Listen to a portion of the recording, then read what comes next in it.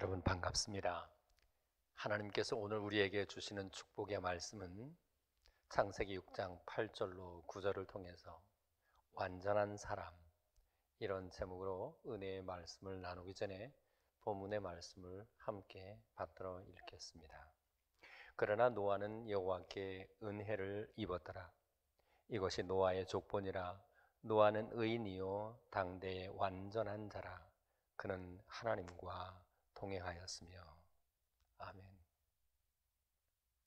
여러분, 이제 주님이 속히 오실 터인데, 혹은 우리가 언젠가는 하나님 앞에 서게 될 터인데, 그때 우리는 하나님께로부터 어떠한 평가를 받게 될 것 같습니까? 노아는 의인이요 당대의 완전한 자라 하는 평가를 받았습니다. 이것이 칭찬이라면 이거보다 더 큰 칭찬은 없을 듯합니다. 그렇다면 노아를 일컬어 완전한 사람이라고 한 뜻은 무엇일까요? 적어도 심리학에서 말하는 완벽주의는 아닙니다. 완벽주의는 모든 것을 완벽하게 해냄으로써 내게 돌아올지도 모르는 비방을 미연에 방지하고 싶어하는 심리적 방어 기제라고 할 수 있습니다.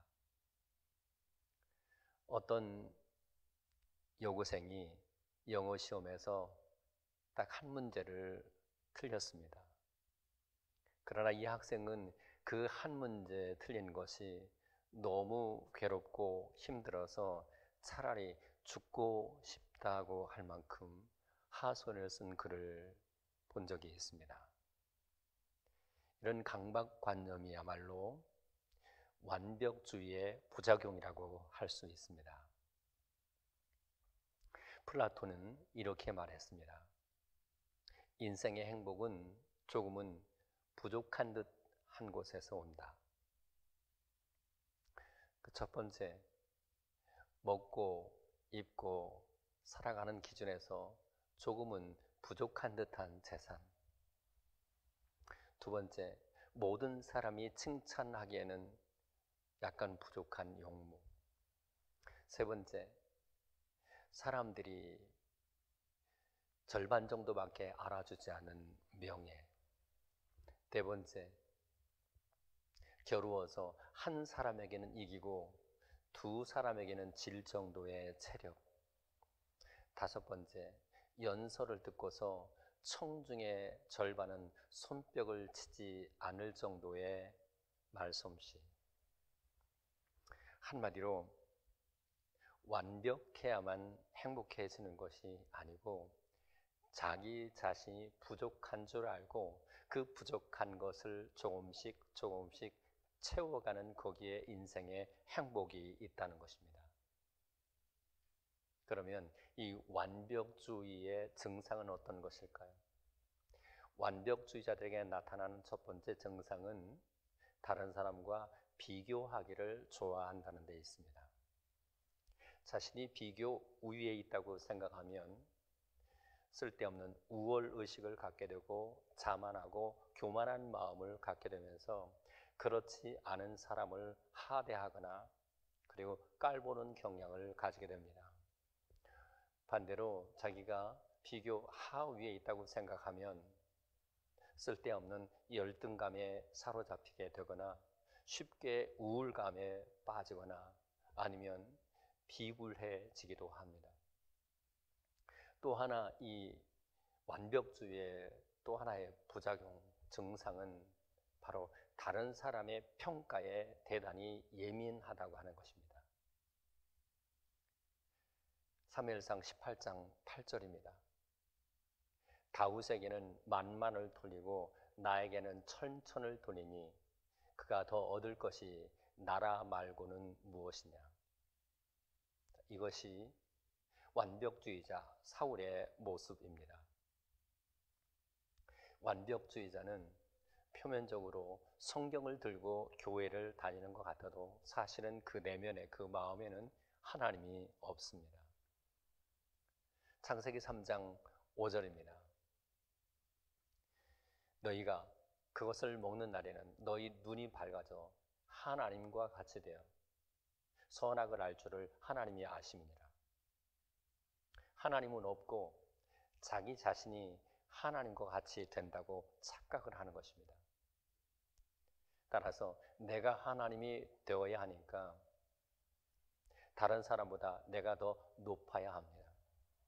내가 하나님이 되어야 하니까 다른 사람보다 내가 더 강해야 합니다. 내가 하나님이 되어야 하니까 다른 사람이 아닌 내가 주목을 받고 내가 칭찬을 받아야 합니다. 그런데 내가 아닌 다윗이 칭찬을 받고 주목을 받고 있거든요. 사울은 이것을 견딜 수가 없었습니다. 그래서 시기하게 되고, 그래서 미워하게 되고, 그래서 악신이 들리고 마침내 죽음에 이르게 된 것을 우리는 잘 알고 있습니다. 그 점에서 완벽주의적인 생각을 갖고 있는 사람들은 전혀 행복하지 않습니다. 평안함이 없습니다. 늘 불안하고 쫓기듯 인생을 살아가게 될 것입니다. 분명한 것은 성경이 말하는 완전한 자란 심리학에서 말하는 완벽주의가 아니라는 사실입니다. 그렇다면 성경이 말하는 완전한 자란 무슨 뜻일까요? 창세기 17장 1절에 완전한 자는 무슨 뜻인가 단초를 우리에게 제공해 줍니다. 아브라함이 99세 때에 여호와께서 아브라함에게 나타나서 그에게 이르시되 나는 전능한 하나님이라. 너는 내 앞에서 행하여 완전하라. 여러분, 여기에 완전하다고 하는 이 말이 본문에 완전하다고 하는 말과 똑같은 히브리어 타밈입니다. 중요한 것은 하나님 앞에서 행하여 완전하라고 했습니다. 세상 사람들이 볼 때 혹은 윤리 도덕의 기준에 맞추어서 완전한 게 아니고 하나님 앞에서 완전해야 한다는 것입니다. 따라서 적어도 하나님 앞에서 완전해지기를 바라는 사람은 첫째, 하나님이 살아 계신 것을 믿으며 그리고 그 하나님 앞에 설 수 있어야 합니다. 하나님 앞에 설 수 있다고 하는 것은 적어도 그가 불의한 사람은 아니라는 뜻이겠죠. 왜냐하면 불의한 사람은 하나님의 나라에 들어갈 수도 없고 더군다나 하나님의 얼굴을 뵐 수가 없기 때문입니다. 노아는 분명히 완전한 자라고, 당대의 완전한 자라고 칭해지기 전에 먼저 의인이었다고 하는 인정을 먼저 받았음을 잊지 마셔야 됩니다. 그러면 노아가 의인 되었던 것은 자기에게 어떤 의의가 있었기 때문이었을까요? 그렇지 않습니다. 이미 공부하신 것처럼 창세기 6장 8절 그러나 노아는 여호와께 은혜를 입었더라. 하나님이 노아에게 베푸신 그 은혜를 믿음으로 노아가 하나님 앞에 의인이 될 수 있었다 그 말입니다. 이제 에베소서 2장 8절과 9절을 다시 기억해 주시기를 바랍니다. 너희가 그 은혜를 인하여 믿음으로 말미암아 구원을 얻었나니 이것이 너희에게서 난 것이 아니요 하나님의 선물이라. 행위로 된 것이 아니니 이는 누구든지 자랑치 못하게 하려 합니다. 그렇다면 오늘 우리에게 주신 은혜는 무엇입니까? 죄와 허물로 죽었던 우리를 대신하여 예수님이 희생 제물 되신 것, 거기에 우리를 향하신 주의 은혜가 있습니다. 그 은혜를 우리가 믿었더니 그 믿음 한 가지로 우리를 하나님께서 의인이라고 인정을 해 주시는 것이죠. 그렇게 의인된 사람이 하나님 앞에 설 수 있다면, 완전한 자가 된다고 하는 것은 먼저 하나님 앞에 설 수 있는, 그래서 하나님의 은혜를 경험한 사람인 것이 분명합니다. 자, 창세기 17장 1절에 하나님께서 아브라함에게 너는 내 앞에서 행하여 완전하라 말씀하시죠. 그런데 창세기 15장 6절에 보면 아브라함이 여호와를 믿으니 여호와께서 이를 그의 의로 여기셨더니라고 했습니다. 그러니까 창세기 15장 6절에서 먼저 하나님을 믿음으로 의롭다함을 받고, 그리고 이제 17장에 가서 드디어 하나님 앞에 행하여 완전한 자로 나아가게 되는 것이죠. 이렇게 표현하면 됩니다. 의인이라고 하는 것은 비교적 믿음을 강조하는 것이라고 하면, 하나님 앞에서 행하여 완전하게 되는 것은 믿음으로 의롭다함을 얻은 그 사람이 이제 믿음에 합당한 삶을 살아냄으로써 성화된 삶을 하나님 앞에서 살아가는 것을 가르쳐 준다고 할 수 있습니다. 여러분 생각에는 하나님 앞에 서는 것이 더 중요합니까? 아니면 하나님 앞에서 행하는 것이 더 중요합니까?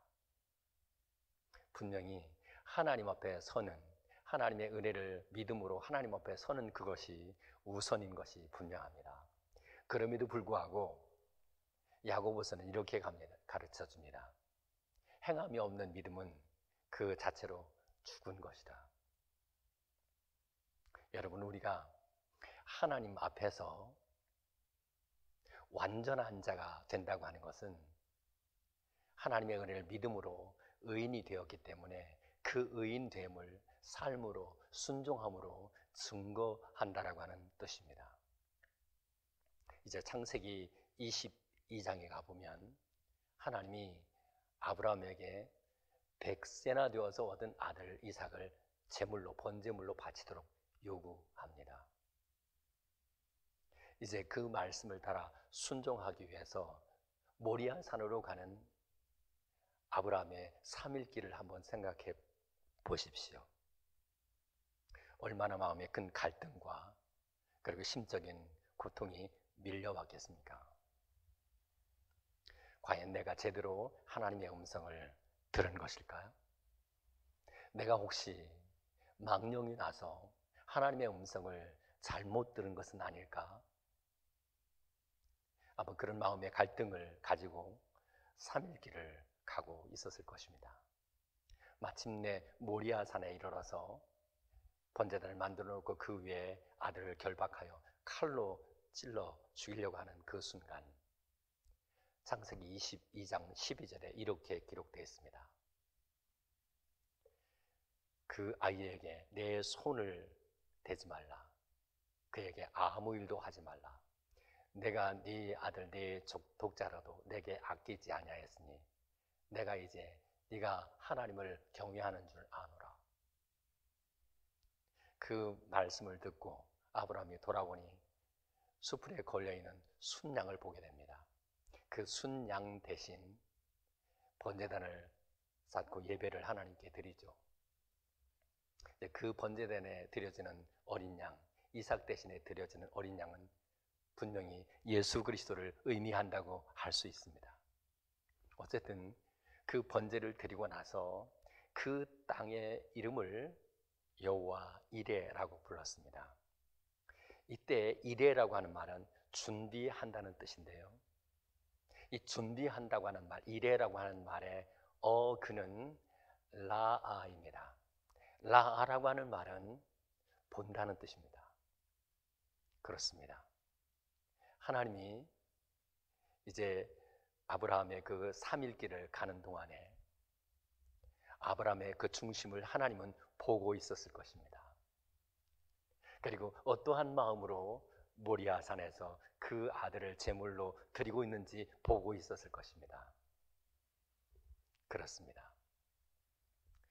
하나님 앞에 행하여 완전함을 추구해 가는 사람은 언제든지 하나님의 시선, 하나님의 눈동자를 의식하면서 살아간다는 사실입니다.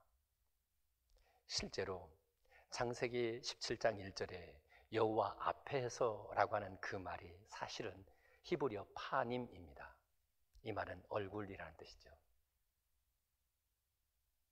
여러분, 저와 여러분들이 하나님 앞에서 행하는 일들이 예배를 드리는 일이든 찬양을 드리는 일이든 또 기도를 하는 일이든 여러분이 몸으로 교회 앞에서 헌신하는 일이든 그 일이 하나님 앞에서 행하는 일이 된다고 하는 뜻은 내가 그 일을 할 때, 예배를 드리고 기도하고 찬송할 때, 내 몸으로 헌신하게 될 때 주님이 나를 주시하고 있다는 것, 하나님의 시선을 느끼면서 그 사역을 행한다는 뜻입니다. 그렇게 될 때 비로소 그의 일을 하나님이 인정하시고 그는 하나님 앞에서 행하여 완전한 자로 인정이 될 수 있을 것입니다.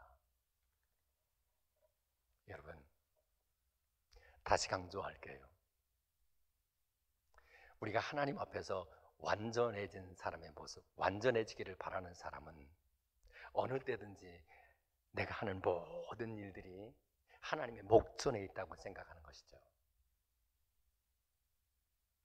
내가 기도할 때 하나님이 나를 보고 있어요. 내가 찬양할 때 하나님이 나를 보고 계시고, 내가 봉사할 때 하나님이 보고 계시다. 그러면 우리가 하는 헌신의 행위들이 더 뜨거워지고 더 간절해질 것이며, 우리가 이웃들에게 사랑을 할 때도 형식적으로 사랑하지 않겠지요. 요한일서 3장 18절, 자녀들아 우리가 말과 혀로만 사랑하지 말고 행함과 진실함으로 하자. 하나님의 시선이 느껴지게 되면 내가 지금 하나님 목전에 있다, 하나님 앞에 있다라고 생각되면 우리가 형제를 사랑할 때도 말과 혀로만 하지 않고 진실함으로 하게 될 것입니다. 성도 여러분, 저와 여러분들이 분명히 믿음으로 의인되었습니다. 그러나 믿음으로 의인된 곳에 머물지 마시고 하나님의 목전에서 하나님 앞에서 행하십시오. 그렇게 될 때에 완전한 자로 노아처럼 하나님 앞에 칭찬을 받게 될 줄로 믿습니다. 두 번째, 완전한 자가 무슨 뜻인지 우리에게 설명해 주는 단서를 제공해 주는 것이 여호수아서 10장 13절입니다. 태양이 머물고 달이 멈추기를 백성이 대적에게 원수를 갚기까지 하였느니라.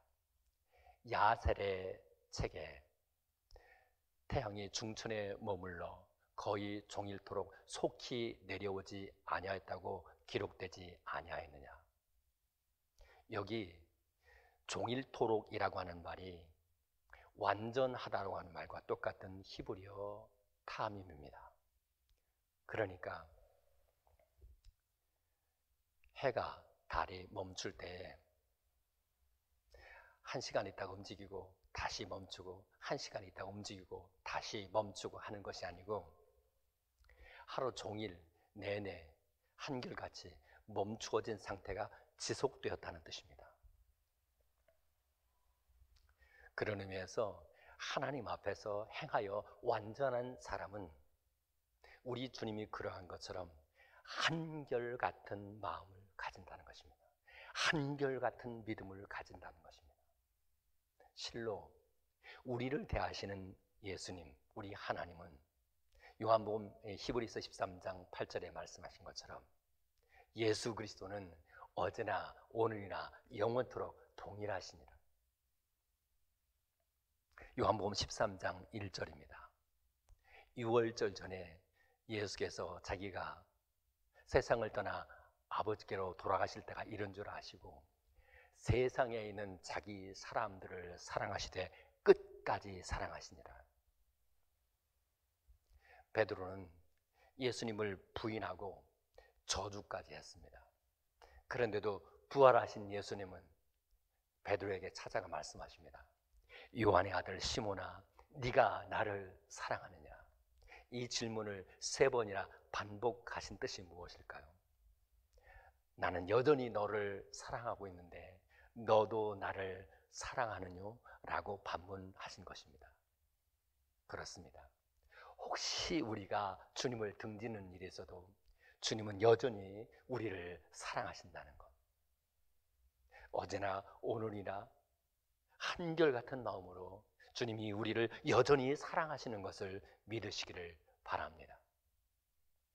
자, 그렇다면 하나님 앞에서 행하여 완전한 사람은 우리 주님이 완전하셔서 한결같이 변함없이 우리를 사랑하는 것처럼 하나님 앞에서 행하여 완전해지기를 바라는 사람은 하나님 앞에서, 교회 앞에서 한결같은 마음을 지닐 수 있어야 합니다. 요한계시록 2장 1절부터 5절에 에베소 교회를 향해서 주님이 이렇게 말씀하십니다. 내가 내 행위와 수고와 내 인내를 알고 또 악한 자들을 용납하지 아니한 것과 자칭 사도라 하되 아닌 자들을 시험하여 그 거짓된 것들을 드러낸 것과 또 네가 참고 내 이름을 위하여 견디고 게으르지 아니한 것을 하노라. 그러나 너를 책망할 것이나니 너의 처음 사랑을 버렸느니라. 그러므로 어디서 떨어졌는지를 생각하고 회개하여 처음 행위를 가지라. 그리하지 아니하고 회개하지 아니하면 내가 내게 가서 내 촛대를 그 자리에서 옮기리라. 여러분, 처음 행위를 가지라고 말씀하십니다.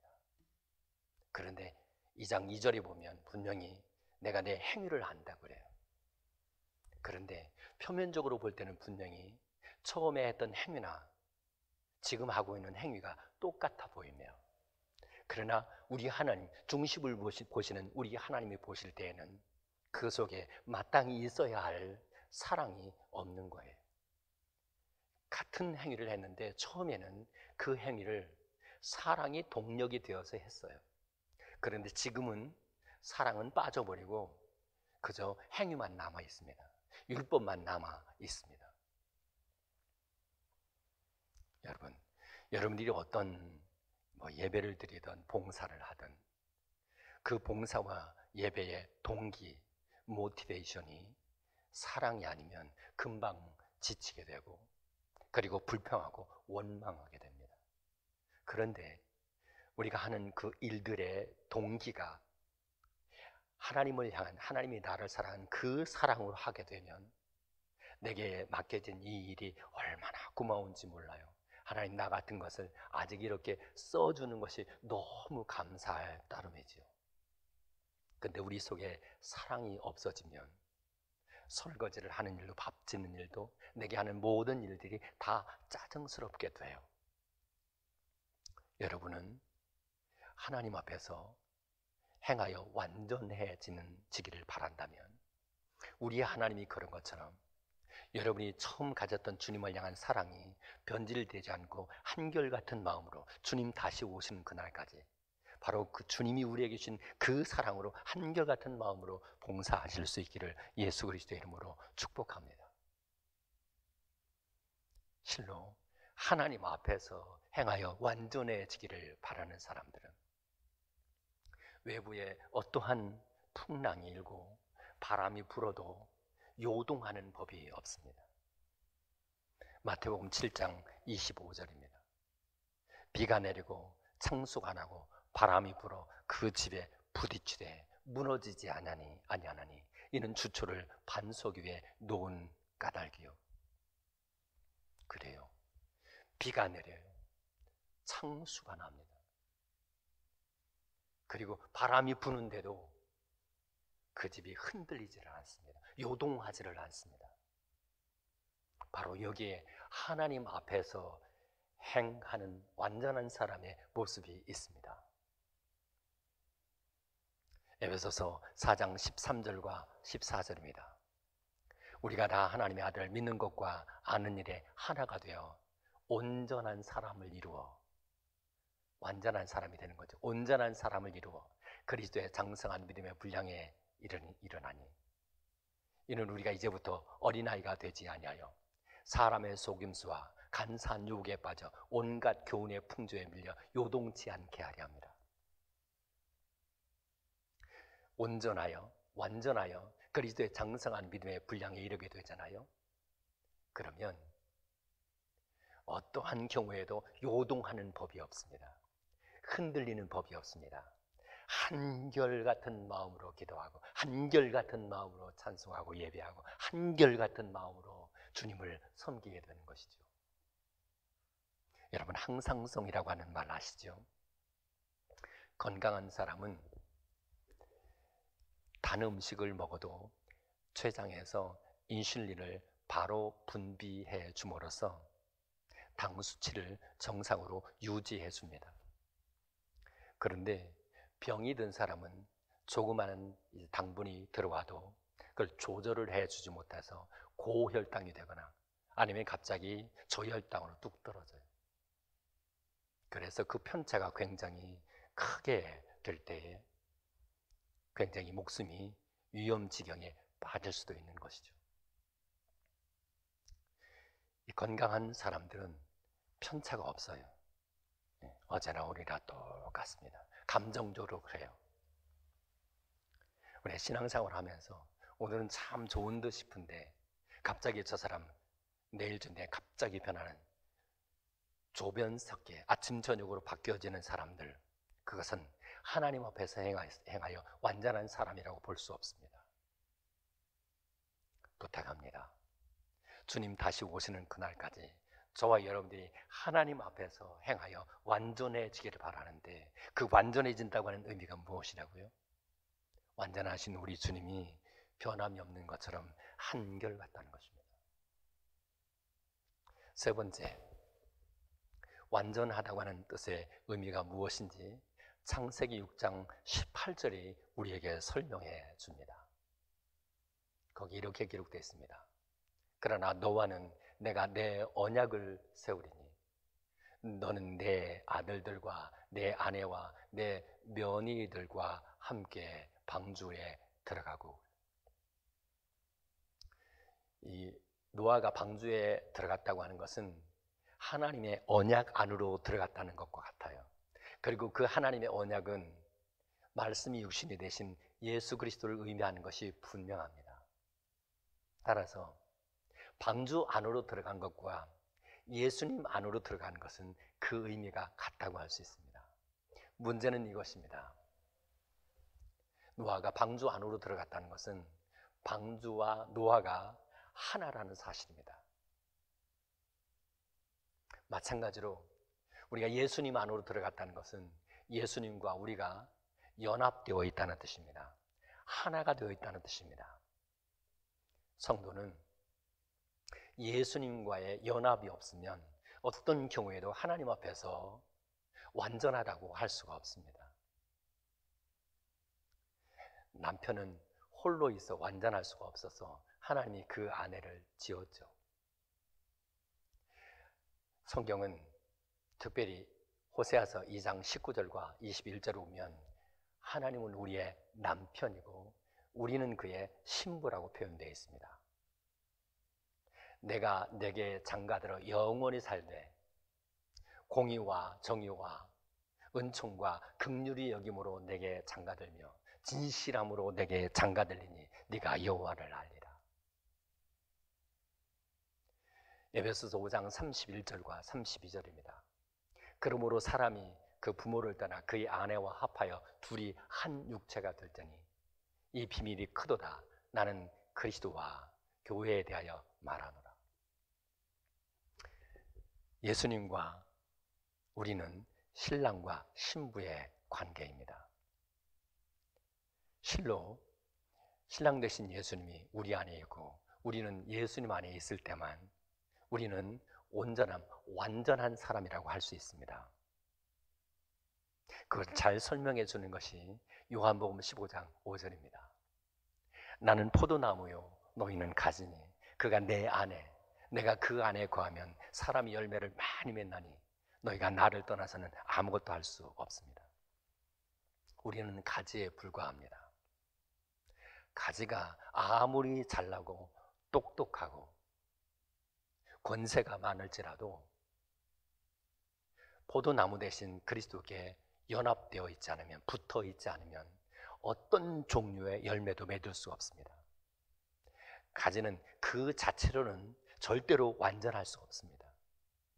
우리가 만일 가지라면 우리는 포도나무 대신 예수님께 붙어 있어야 되만, 예수님과 하나 될 때만, 예수님과 연합될 때만 완전함이라고 하는 고백을 할 수 있습니다. 여러분이 하나님 앞에서 완전한 자가 되기를 원하면 예수님은 우리 안에 거하고 우리는 예수님 안에 있는 것을 늘 지속적으로 확인할 수 있어야 합니다.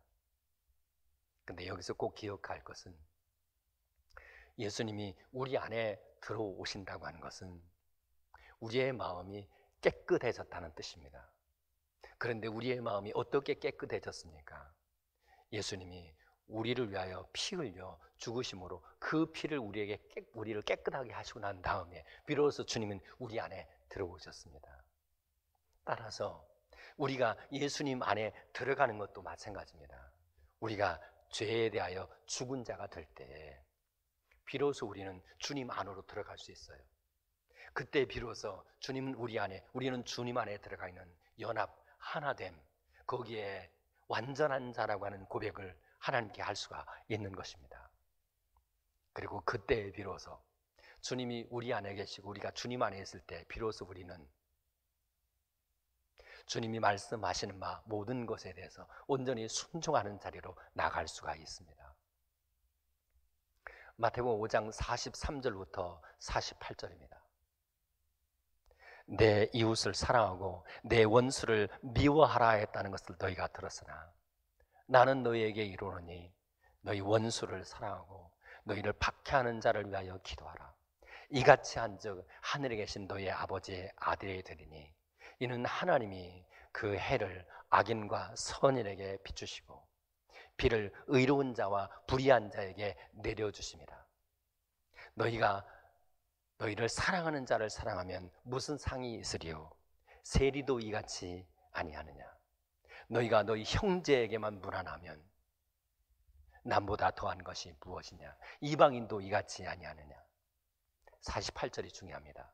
그러므로 하늘에 계신 너희의 아버지의 온전하심과 같이 너희도 온전하라. 말을 바꾸면 하늘에 계신 아버지의 완전하심과 같이 너희도 완전하라 그래. 그런데 생각해 보십시오. 절대로 우리의 성정을 가지고는, 우리의 마음을 가지고는 원수를 절대로 사랑할 수가 없어요. 우리의 마음을 갖고는 우리를 박해하는 사람, 나를 괴롭게 하는 사람을 위해서 기도할 수가 없어요. 그런데 주님이 내 안에 있고 내가 주님 안에 있어서 하나님 앞에서 행하여 완전한 자라고 하는 인정을 받기 시작하면 원수 같은 사람도 능히 사랑할 수 있게 돼요. 나를 박해하는 사람을 위하여 능히 눈물 젖고 기도할 수 있게 되는 것이죠. 사실